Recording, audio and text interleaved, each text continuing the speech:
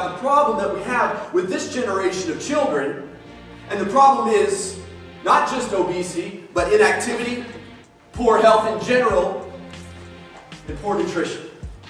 So tonight what we're going to talk about is we're going to talk about not just the problem, because I am going to tell you about the problem, and I'm going to be honest with you about it. And I'm going to give you some statistics that may shock you, and I may tell you some things that you may take offense at, but it's for the good of this next generation, and that's what you guys are here for. That's what you do. That's what you have chosen to do with your life, and that's affect the course of this generation. I'm honored to be here tonight. I'm excited to be in the presence of influencers, of influential and inspirational people. And the second part of my program, we're going to talk about that. We're going to talk about you as leaders and how your holistic approach to leadership can change that influence you have on the children that are in your child. So when we're talking about the long-term happiness and success of your children, when we're talking about health, financial stability, happiness, all of those factors start now. Because if a child ends up being unhealthy as a child and unhealthy as an adult, the chances of them being successful all of a sudden decrease at a dramatic rate, and I'll show you that in a moment.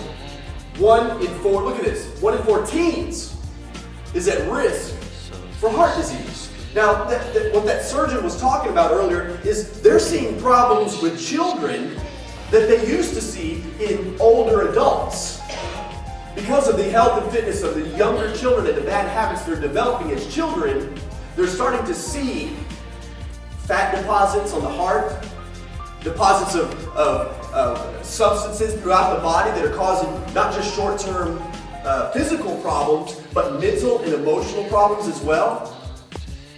I want to show you a pattern here. I want to show you the snowball effect of this. Because you may think the fact that little Timmy likes to sit on the couch, likes to eat candy all afternoon, doesn't really do much, and to you that's not much of a problem, and to him it may not be much of a problem now. But look at this. Let's start with this. Lower high school graduation rate. And these are all statistically proven that overweight, obese, and unhealthy children have a lower high school graduation rate. Now, assuming they get out of high school, they have a lower college admission rate. They're having a harder time getting into college. Once they get into college, they have a lower college graduation rate. Do you see what I'm talking about here? The snowball effect that starts small and starts with simple things that have long-term consequences. Once they get out of college, assuming they do, they have lower pay in the workplace. $1,000 less per year per pound overweight. Because unhealthy people cost companies money.